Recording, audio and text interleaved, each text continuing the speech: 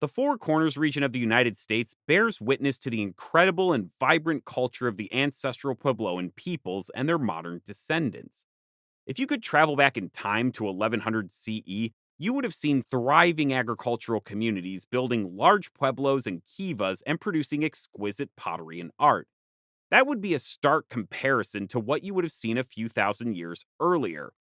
For most of human history in the Southwest, the region was sparsely inhabited by mobile hunter gatherers. How did such a vibrant culture emerge from such humble beginnings? Today, we're going to answer that question by looking at Basketmaker culture, the bridge between ancestral Puebloan culture and the Southwestern archaic cultures. By the end, I think you'll be able to appreciate that the road to the Pueblos was not paved, it was woven.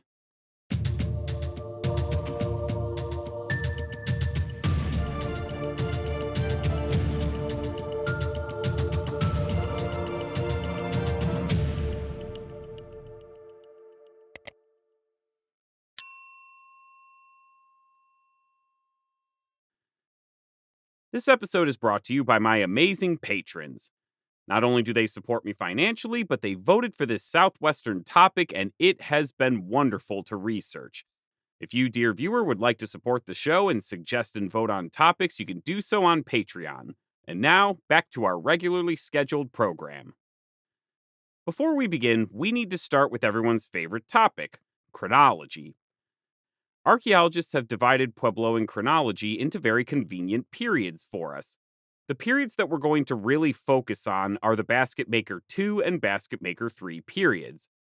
Now, I imagine some of you are wondering why I'm neglecting the Basketmaker I period. Basketmaker I is a term that isn't really used by archaeology anymore, and that period is typically referred to as the Archaic, followed by the early agricultural period. While we will discuss these periods in some detail to set the stage, the transformation we care about for this episode is in those later two Basketmaker periods, between 500 BCE and 750 CE. Some chronologies you'll see may list these periods differently depending on when they were published or who's writing them. Basketmaker II is sometimes pushed back to include the early agricultural period at 2000 BCE-ish, and in those cases, it's usually divided into two parts, early Basketmaker II and late Basketmaker II. For this episode, I'll be breaking the chronology into Archaic, early agricultural period, Basketmaker II, and Basketmaker III. Next, we need to discuss geography. Quick disclaimer, I'll be using the term Southwest when we discuss the wider cultural area, but technically that's a bit of a misnomer. The Southwest we're discussing isn't just the southwestern United States. It actually includes a decent chunk of northern Mexico. So when you hear the term Southwest, just note that we may reference sites south of the US-Mexican border. However, much of what we'll be discussing will be in the Four Corners region. For the viewers who are outside the United States or in the United States and failed US geography, the Four Corners refers to the area where the corners of the states of Utah, Colorado, New Mexico, and Arizona all converge, hence the name Four Corners. This region is dominated by the Colorado Plateau. Most of the plateau sits at a relatively high elevation above 1,500 meters or 5,000 feet and is quite arid. Arid as the plateau is, however, it is not as dry as the deserts to the south. Comparatively, it gets more rain, which is a good thing for would-be farmers because the major rivers on the plateau, the Little Colorado and the San Juan rivers, are usually too entrenched in the landscape to be suitable for irrigation. That said, however, rainfall can vary wildly, and this often impacts the growth of plants and the availability of plant resources, and by consequence, animals. This rocky landscape is broken up by pinyon juniper woodlands with grasses and sagebrush, with ponderosa pine appearing at higher elevations. We should also mention that east of the plateau are the Rocky Mountains, which get more water and provide good sources of timber and minerals such as basalt, obsidian, chert, turquoise, and malachite. All in all, this was a challenging environment with a lot of potential. As we'll see, the native inhabitants were familiar with the landscape and knew how to utilize its resources effectively. To appreciate that, let's take a look at some of the first hunter-gatherers in the Southwest. In this area, we are very fortunate to have some of the earliest evidence of human presence in the Americas, So we know that humans have inhabited the region for roughly 20,000 years, all the way back to the late Pleistocene. Back then, the Southwest looked a lot different than it does now. There was much more surface water, and the low deserts of Arizona and central New Mexico had lakes and wet meadows and large megafauna like bison antiquus and mammoths. Forests were also much more prevalent over much of the Southwest. As the Pleistocene ended, global temperatures rose and the Southwest began to dry out over the next several millennia. Between 5000 and 2000 BCE, modern climate and vegetation patterns began to emerge. Areas that had formerly been grasslands or forests became increasingly arid, and people were forced to adapt to these new conditions. Populations focused on bison hunting, for example, moved eastwards towards the plains, while those who did stay appear to have shifted to more generalized hunting and foraging strategies. In the Four Corners region, populations were very sparse and mobile. Food resources were often seasonal and widely dispersed, and archaic populations compensated for this by moving large distances to acquire the resources that they needed. This required an intimate knowledge of a wide area, and also shared knowledge of what resources were available at what time. Over time, however, food processing began to get more and more intense as the population increased. After 3200 BCE, monos and metates appear in the archaeological record, which show that food resources were being processed more efficiently. Population increases were slight, and the wider area was still very thinly inhabited. Most sites from this period are small temporary camps with hearths and signs of tool making. Interestingly, tool remains from these sites show that they were made with materials of high quality that came from distant sources. These people were able to travel impressive distances or network with neighbors to acquire foreign material. It's also worth keeping in mind that even though these archaic tool and cultural traditions suggest a homogeneity among its people, we shouldn't assume that these people were ethnically or linguistically homogenous. It's very likely that a lot of diversity is being masked here. These people likely belong to different linguistic or ethnic groups that practice similar economic strategies and produced similar tools to accomplish this. The important takeaway here is that these archaic populations were small and mobile, and they exploited seasonal resources across a large area. All that began to change with a very important development: the arrival of maize. This event is so significant that it's used to mark the boundary between the Archaic period and the early agricultural period, which I'll abbreviate as the EAP. Though, as I mentioned earlier, this period is also sometimes called the early Basketmaker II period. This boundary has shifted as archaeology has gotten better at detecting ancient maize remains. To quote the always fun to read archaeologist Stephen Lexton, the exact date of corn's arrival is a southwestern grail. We seek the earliest maize like Indiana Jones sought the cup of Christ. Great words there, Dr. Lexon. You are truly a treasure. I know I've beat this point to death in other episodes, but maize changes societies, and the Southwest was no exception to this. Maize is a mighty conqueror that leaves cornfields in its wake. To be clear, these changes weren't sudden, but gradual, and to get a good understanding of that, let's briefly look at maize's birth in Mexico and its arrival to the Southwest. Research has shown that maize was domesticated in Mexico sometime around 7000 BCE from the teosinte plant, likely in the Balsas River Valley, and from there, it slowly spread across Mesoamerica and into North and South America. By 5000 BCE, maize cultivation was taking root across most of Central America. Slowly, maize spread north and into the Southwest. The earliest current dates for maize in the wider Southwest come from sites such as McEwen Cave, La Playa, Clearwater, Three First Shelter, and the wonderfully named Old Corn site. The dates for maize at these sites range between 2400 BCE and 1900 BCE. So archaeologists will usually state that by 2100 BCE, maize was established in the Southwest, though the date for the EAP is usually set at 2000 BCE in most literature. It's worth pointing out that these dates come from an impressive geographic range and show that maize was spreading very quickly over a wide area. The fact that maize ever thrived at all in the Southwest is nothing short of a marvel, because the local conditions really pushed maize to its limits. Maize is a tropical plant, and when it arrived in the Southwest, it had to adapt. The two big challenges were aridity and shorter growing seasons. Now, as we mentioned earlier, rain is more plentiful on the Colorado Plateau, but most rivers and streams are not conducive to irrigation. The real problem on the plateau is the shorter growing season. Frost could potentially devastate maize crops, and this would have made maize horticulture a high risk, high reward venture.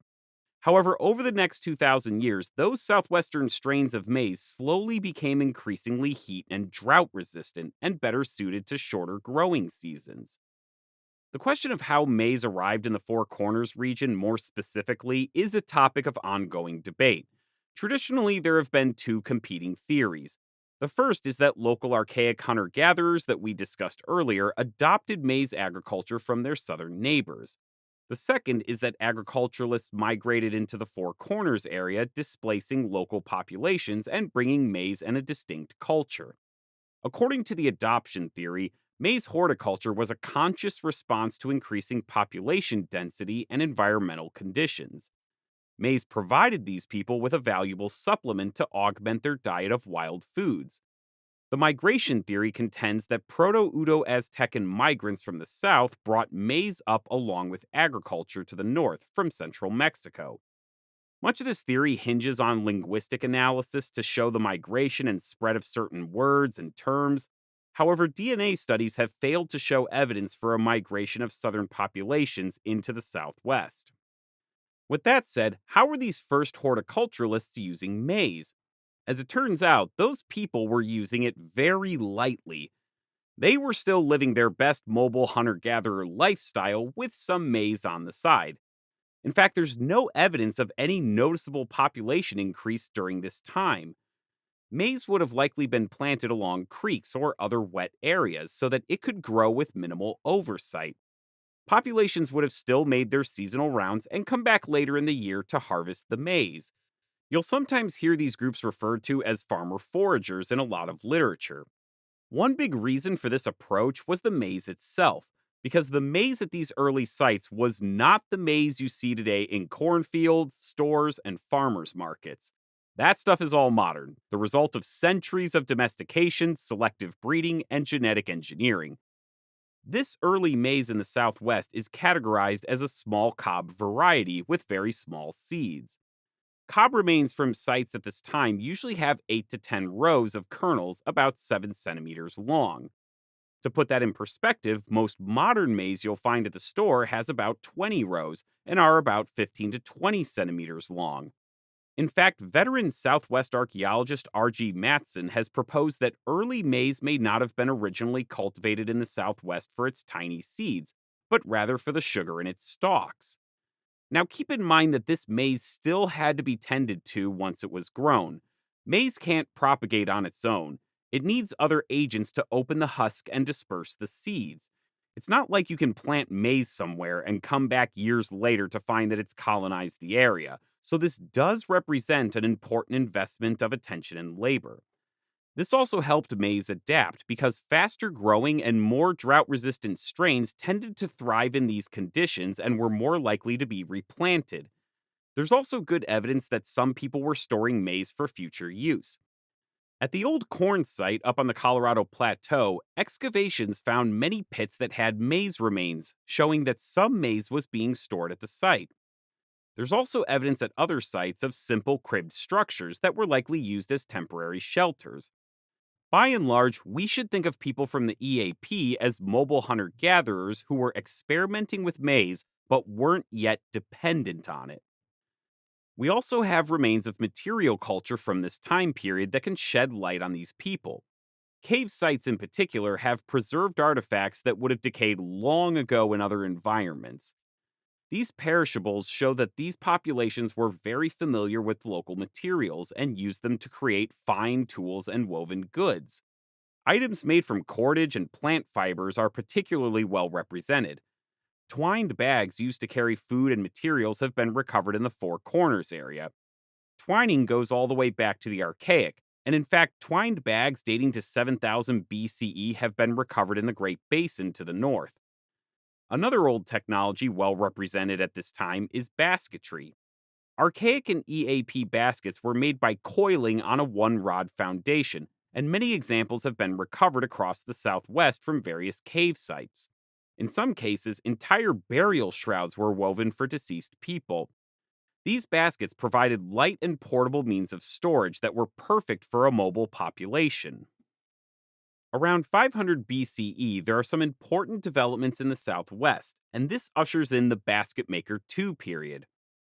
During this period in the Four Corners region, agriculture began to take hold, and people began living in the same area for longer periods. Now, these developments weren't entirely out of left field, because such developments had already been occurring in the southern Southwest. Down in the Tucson Basin, people were beginning to invest in agricultural infrastructure, like irrigation canals. They were beginning to grow maize in areas that would have hitherto been unsuitable for it. The first houses and storage structures also began to appear in the basin around 1000 BCE.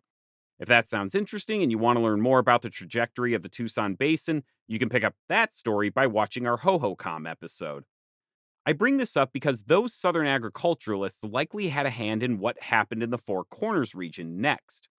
But before we cover that, we need to establish something important about Basketmaker II culture. Archaeologists divide Basketmaker II culture into two groups, Eastern and Western Basketmaker II. Though there are many similarities, there are also important aspects that differentiate them, and those differences are not strictly geographic.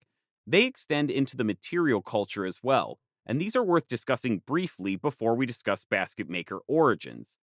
Remember those weaving techniques I mentioned earlier? They provide very valuable insight. When archaeologists analyze these goods, they aren't just looking at decoration and style, but rather at the production techniques.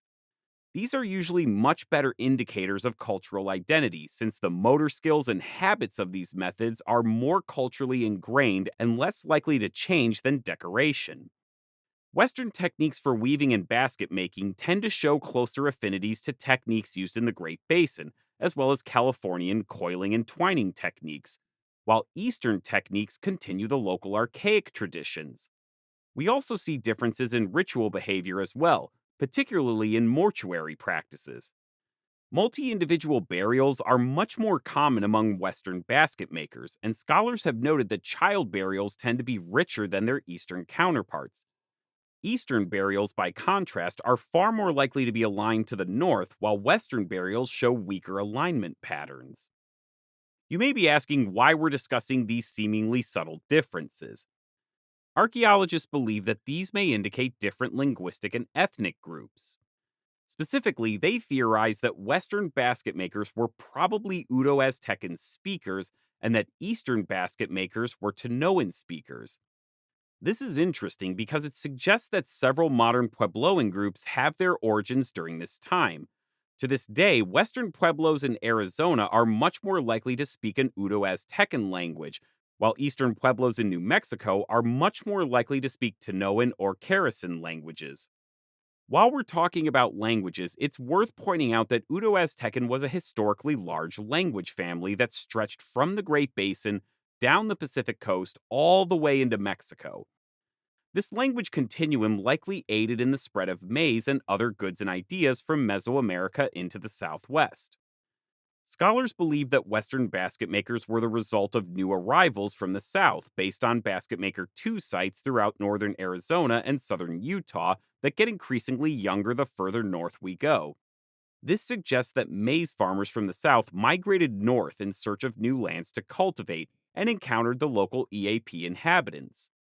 In a 2018 article, Linda McNeil and David Shaw made a strong case that these southern migrants formed very close, beneficial kinship ties with the locals, who themselves had migrated out of the Great Basin during late Archaic times.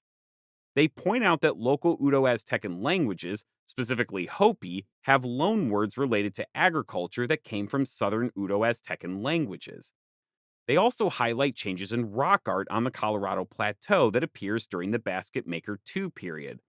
Specifically, they argue that San Juan anthropomorphic style rock art represents a fusion between the local Glen Canyon linear style and the Palavayu style from the Little Colorado Basin to the south, and even drew upon motifs that may have even had Mesoamerican roots.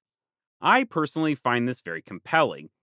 Not only does it paint a very interesting and complex portrait of basket maker populations, but it also sheds light on the adoption of full time agriculture. Now, let's not get too bogged down in differences here because there are a lot of important developments across Basketmaker II culture. Let's go back to agriculture. As I mentioned earlier, people living in the Four Corners during the EAP were still highly mobile, but that was changing. Maize was becoming a larger and larger part of basket maker diets. This can be seen a few ways in the archaeological record. One way we see this is in the ratios of carbon 13 isotopes. Just as background, this is a means by which archaeologists and paleontologists can measure the sources of food that humans or animals consumed in the past. In the EAP period, these values are often negative and show diets lacking in maize or with very little maize consumption. By the time we get to the Basketmaker II period, those values rise substantially to reflect a diet that is much more reliant on maize. People weren't just growing more maize, they were also growing better maize. Remember when I said earlier that early maize was tiny with only 8 to 10 rows per cob? By the time of the Basketmaker II period, cobs started getting slightly larger, and 10 and 12 row cobs show up with increasing frequency in the archaeological record. To be clear, this isn't a dramatic change, but it shows that basket maker people were getting better and better at domesticating maize. They would have known to save the seeds from the most productive plants and plant them next year. However, there's another interesting reason. Genetic studies have shown that around 1000 BCE, a new wave of maize hit the southwest from Mexico, and it's likely that this played a role in maize domestication across the southwest. Now, this wasn't the only new arrival from the south to augment the basket maker food supply. After 1000 BCE, squash started to appear in diets. 500 years later, beans entered southwestern diets. Wild beans are known to have been exploited earlier, but common domesticated beans are very important for maize farmers because they complement maize very well. Beans can grow up the stalk of the maize plant for support, and more importantly, they add nitrates back into the soil and help replenish depleted soil nutrients. This would have been a boon for people increasing their maize use. That said, the three sisters of maize, beans, and squash were not the only plants that these people were making use of. Wild plants such as wolfberry, Mexican crucio, goosefoot, amaranth, ground cherry, tansy mustard, and hog potato were all harvested and exploited. Some of these plants were foraged in the wild, but some, such as goosefoot and amaranth, were allowed to grow in fields. For those who are curious, we are not talking about domesticated goosefoot or amaranth. These are wild varieties. Speaking of domestication, there is one other important domesticate that appeared during the Basketmaker II period, and that's our lovely holiday staple, the turkey. At the aptly named Turkey Pen Ruins site, coprolites from turkeys were recovered that showed that they were domesticated and subsisted on a diet of maize. Just as an FYI, coprolite is the scientific term for ancient fossilized feces. The more you know, kids. Genetic material recovered from these coprolites has shown that these turkeys were not domesticated locally in the Southwest, and most likely came from turkey populations to the east in Texas and Oklahoma, though those origins are still being investigated. Turkeys were useful not just for meat, but also for their bones and feathers. There's also much more infrastructure around farming and food storage. Basketmaker 2 sites will often have bell shaped storage pits dug into the ground that were used for food storage, but more important are pit houses. These dwellings allowed people to stay for much longer periods where maize was being grown to tend to the crops and to protect any stored food. Pit houses were constructed over a shallow pit dug into the earth. Around a central hearth, 4 posts would have been set to hold up a central roof. Around this frame, smaller beams would be set into the walls and then covered with branches and plant material, followed by a layer of earth. A hole in the middle of the roof would be left open to allow smoke to escape. Circulation was also controlled by a set of wing walls and deflectors made of stone slabs that allowed air to come in but not extinguish the fire. Entrances usually faced south and were lined with slabs. This design was also very thermally efficient and could conserve heat very well in cold weather. Looks real cozy if you ask me. Now, pit houses weren't ubiquitous across the basket maker region. Depending on available resources or the location, houses could also be built on the ground with a cribbed roof, similar to earlier archaic designs. But as we'll see, the pit house design proved to be very influential in later Puebloan architecture. Another important development around 200 CE was pottery. In a way, pottery wasn't some radical new discovery. Earlier people in the Southwest probably knew from everyday experience that clay hardens in fire. In fact, there are fired clay beads and figurines in the Tucson Basin as old as 800 BCE. Rather, pottery represents a radical new application of age old knowledge. Earlier archaic and EAP people probably didn't make use of pottery because its weight and fragility were not suited to a mobile lifestyle. With agriculture becoming a bigger and bigger focus, these early farmers needed better ways to store and cook food, and pottery was the answer. Basket maker pottery is made up of simple utilitarian brownwares, a style that was common across the entire Southwest. These aren't the fine, beautifully decorated Southwestern pots and bowls that we all know and love. Those are going to come much later. By the end of the Basketmaker II period, pottery was widespread across the Four Corners region, and it really helps illustrate the shift towards sedentism. Now, don't get the idea that these farmers were simple yokels who couldn't appreciate finer things, because there's a rich material culture here. We briefly mentioned Basketmaker II mortuary practices, and these burials often have fine and exotic grave goods. Marine shells from the Pacific coast, stone pipes, quartz crystals, and non local tool materials appear in burials, showing that not only were these people of taste, but also people who were linked into trading and exchange networks. These networks were probably very important for basket maker groups because they would have been a lifeline in the event of a crop failure. True to their name, the basket makers were also expert basket weavers that wove beautiful baskets, sandals, and bags. Prior to the widespread adoption of pottery, these would have acted as storage vessels for food and even water. To make a watertight basket, all they needed to do was to line a basket with pine pitch. Some of these can be beautifully patterned with different materials, like this example here. There's an interesting change in basketry during the Basketmaker II period, and that is the spread of the two-rod foundation coiling technique. This is an interesting development because coiled baskets with a two-rod foundation are usually stronger and more rigid. I personally interpret this as a sign that these people needed stronger means of storage. Before pottery, this would have been the best portable storage option available. Weaving wasn't just a survival skill, but an artistic medium through which different basket maker communities could express themselves.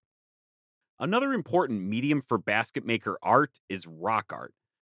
Basket maker rock art is a huge topic on its own that someone smarter and more learned than I could do an entire episode on, but we're just going to hit the highlights here. If this is your jam, or I've piqued your interest and you want to know more, I recommend checking out the work of Polly Schafsma and Sally Cole. They've written a lot of great stuff on Southwestern rock art, and they can guide you through this topic far better than I can. Most rock art dated to Basketmaker culture is painted with red, white, and yellow pigments, although rare examples of black, gray, green, and blue petroglyphs do exist. One of the most common motifs are broad shouldered humans or anthropomorphic figures that often have trapezoidal, rectangular, or triangular torsos. These figures are often depicted with elaborate headdresses, masks, jewelry, and sashes. Handprints are also common in many works as well. Flute players that seem to foreshadow the famous Kokopelli figures also show up in basket maker art, although these earlier versions lack Kokopelli's signature humpback. These designs are usually painted in very visible and public areas, on alcove walls, cliffs, and boulders. Many different interpretive frameworks have been suggested for this rock art. Some have speculated that these figures represent people in shamanic trances. Others have suggested that they are territorial markers, and others have interpreted these as mythological or historical narratives. Again, if you want to go into the weeds on this stuff, there's lots of excellent literature available to the public that you can find. One thing that occasionally pops up in rock art are depictions of violence and war trophies. Evidence of trauma can also be seen in Basketmaker II burials, and it's believed that many of these instances resulted from violence between different groups. Part of this is to be expected.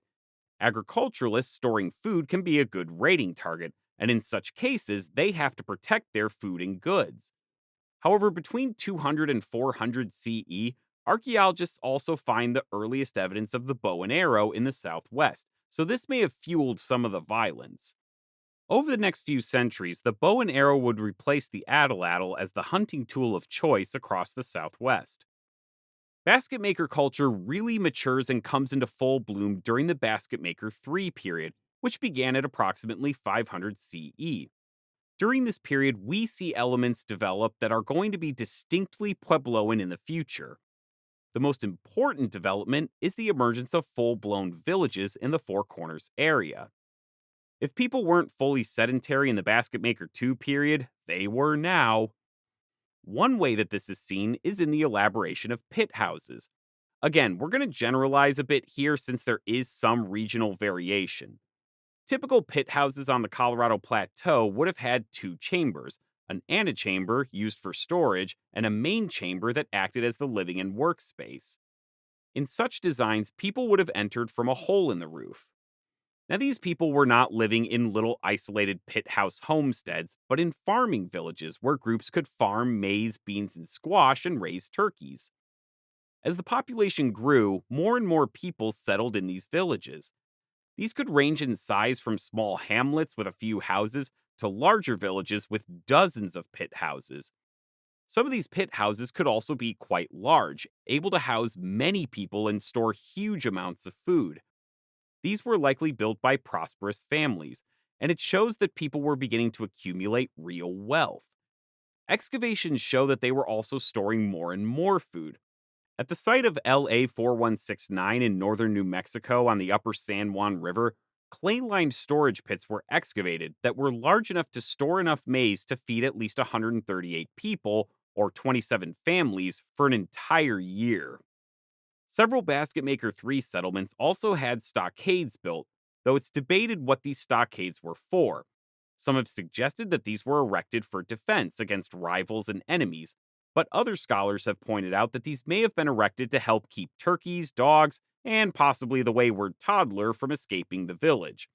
I'll point out that these aren't mutually exclusive, and both can be true too.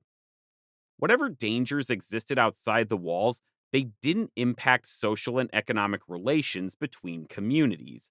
Old trade networks continued to thrive during this period. Materials such as chert and obsidian and exotic goods such as marine shells and exotic feathers continue to be exchanged. These villages also show a new sense of community emerging with the introduction of a new type of building, the kiva. Kivas were large subterranean rooms that acted as community or ceremonial spaces. For those of you familiar with your Southwestern history and lore, you know that these are a defining feature of Puebloan architecture and ceremony. You can see examples here from different areas of the Southwest. Even in many modern Puebloan communities, kivas are still maintained and used. How exactly these were used during this period isn't known for sure, but they were likely sites of ceremonies that promoted social unity and cohesion. Kivas likely evolved out of large pit houses, and you can see how there are some similarities with the shape, entrances, and the use of deflectors to manage air circulation.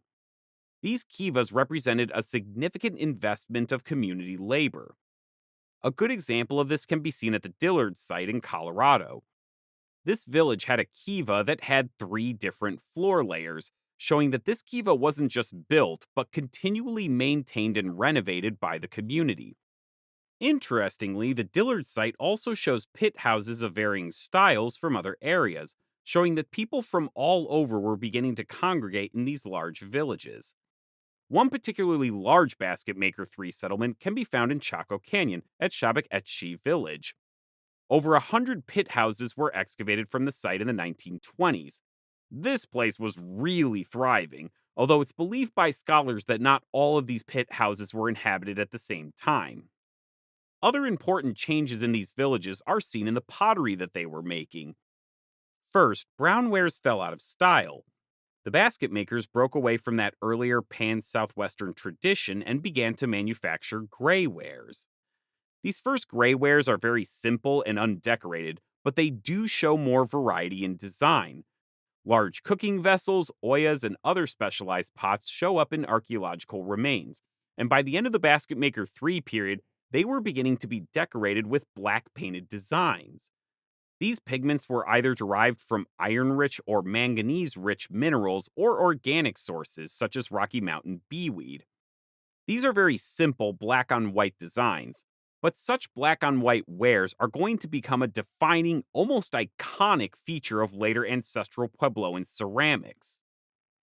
The Basketmaker III period ends with the Pueblo I period and the emergence of ancestral Puebloan culture.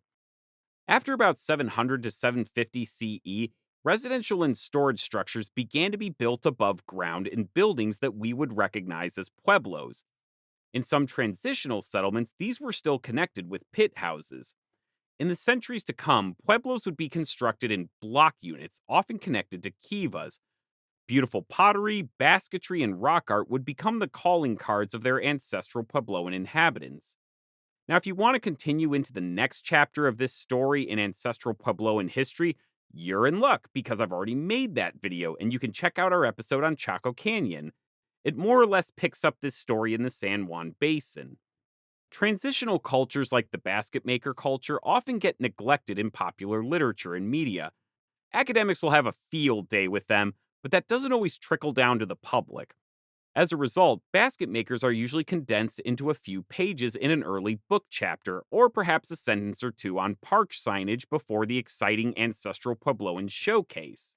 And that's a shame, because the basket maker period represents a fascinating transition of mobile hunter gatherers to successful farmers living in large communities. When maize first hit the region, these were very isolated people spread out over an imposing landscape. But maize couldn't change that on its own. It was very far away from its comfort zone. And over the centuries, devoted horticulturalists had to figure out how to get this tropical plant to thrive in an arid environment. Once that happened, these people transformed into seasonal farmers living in pit houses before eventually becoming village dwellers building public architecture. It's very interesting that the most iconic piece of Puebloan architecture, the kiva, developed out of these humble pit houses. I've always wondered if later ancestral Puebloans sitting in their kivas remembered their ancestors who once lived in those pit houses. It's a good illustration of how even modern Puebloan culture calls back to that basket maker heritage and how the basket maker legacy is alive and well today in the Southwest. And that's going to wrap us up for today. Special thanks to my patrons listed here. You guys are the best and picked a fantastic topic. If you'd like to join the ranks of these fine individuals and support the show, you can do so on Patreon. The link will be in the description. Don't forget to subscribe, like the video, and follow us on Facebook. Take care, and we'll see you in our next episode.